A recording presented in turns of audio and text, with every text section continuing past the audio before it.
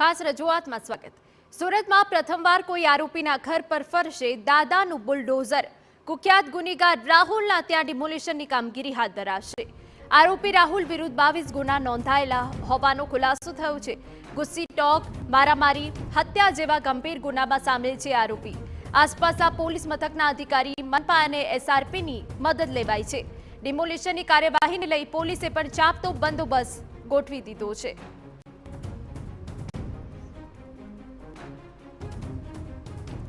તો અસામાજિક તત્વો પર ફરી વળશે દાદાનું બુલડોઝર। અમદાવાદમાં બનેલી ઘટના બાદ સુરત શહેર પોલીસ પણ એક્શનમાં આવી છે અને કુખ્યાત આરોપીના ઘર પર ડિમોલિશનની કામગીરી થઈ રહી છે। આ એ આરોપી છે કે જેની સામે 22 જેટલા ગુના દાખલ છે। ગુનેગાર છે, હત્યા, ખંડણી માંગવી, મારામારી જેવા ગંભીર ગુનાઓ તેની સામે દાખલ છે અને આ સીધા દ્રશ્યો કે જ્યાં તેના ઘરને તોડી પાડવામાં આવી રહ્યું છે।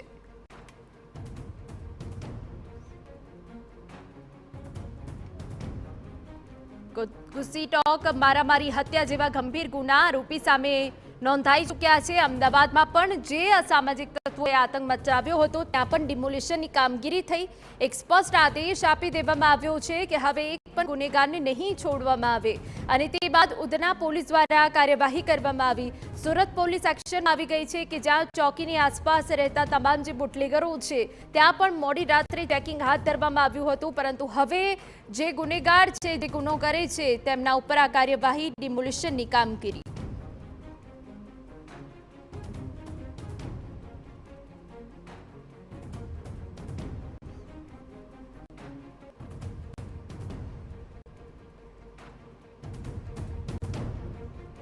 તો કુખ્યાત ગુનેગાર સામે 22 જેટલા ગુના દાખલ છે અને આરોપીનું દબાણ હવે દૂર કરવામાં આવશે। એના ઘર પર ડિમોલિશનની કામગીરી કરવામાં આવી રહી છે। આસપાસ પોલીસ મથકના અધિકારી, મનપા અને એસઆરપીની પણ મદદ લેવાઈ રહી છે। ચુસ્ત બંદોબસ્ત વચ્ચે ડિમોલિશનની કામગીરી થઈ રહી છે। તો અમદાવાદમાં પણ આરોપી સામે આજ કાર્યવાહી થઈ હતી અને સુરતમાં પણ આ પ્રકારની કાર્યવાહી હવે થઈ રહી છે કે જ્યાં ડિમોલિશન કરાઈ રહ્યું છે, મકાનને તોડી પાડવામાં આવી રહ્યું છે। સુરતમાં પણ પોલીસ સતર્ક બની છે, બુટલેગરોના ત્યાં ચેકિંગ હાથ ધરવામાં આવ્યું છે અને બીજી તરફના એ દ્રશ્યો કે જ્યાં કુખ્યાત આરોપીના ઘર પર બુલડોઝર ફરી વળ્યું છે।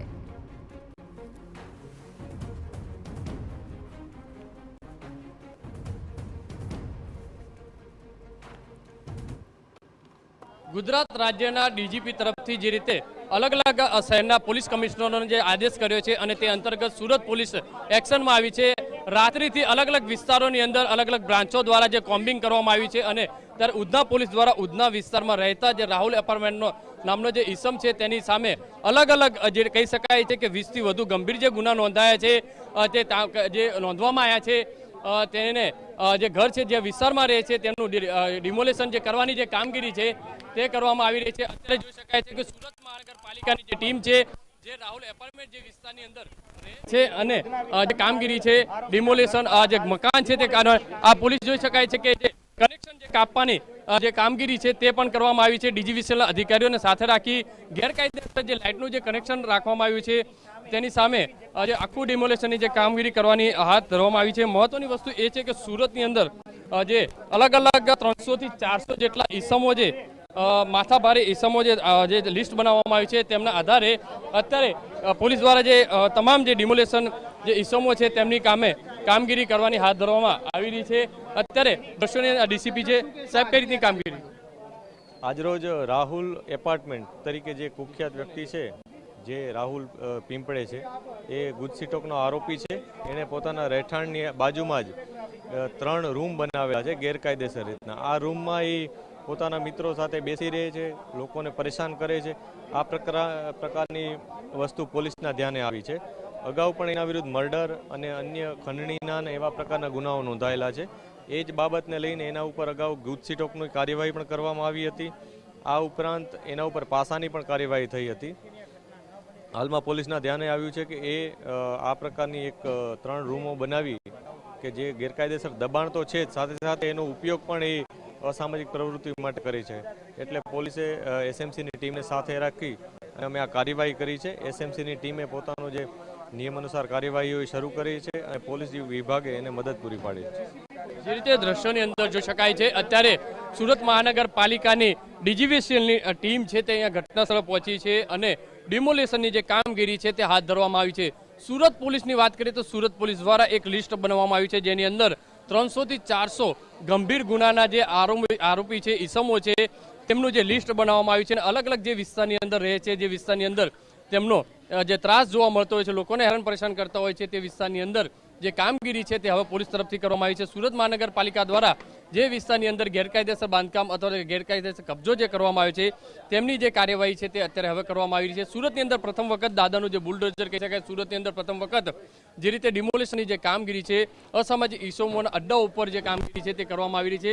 મહત્વની વસ્તુ એ છે કે રાહુલ એપાર્ટમેન્ટ નામનો જે વ્યક્તિ છે તેની સામે અલગ અલગ 20 થી 25 જેટલા જે ગુના છે તે ગંભીર નોંધાઈ ચૂક્યા છે. ગુસ્ટીટોકનો પણ ગુનો આજે તેની સામે જે કાર્યવાહી પર કરવામાં આવી હતી. અત્યારે જે રીતે દ્રશ્યોની અંદર જોઈ શકાય છે, જે દારૂની જે બોટલો છે તે પણ અહીંથી જે મળી આવી છે, કારણ કે રૂમની અંદર આ ઈસમો છે દારૂની મહેફિલ માણતા હોય છે અને ત્યારબાદ લોકોને ટાર્ગેટ કરતા હોય છે, લોકોને પરેશાન કરતા હોય તે રીતની વિગતો સામે આવે છે. અત્યારે આ તમામ જે કનેક્શન છે તે કાપી દેવામાં આવે છે અને અત્યારે તમામ આજે ગેરકાયદેસર જે બાંધકામ કરવામાં આવ્યું હતું તેનું ડિમોલેશનની જે કામગીરી છે તે પોલીસ તરફથી કરવામાં આવી રહી છે.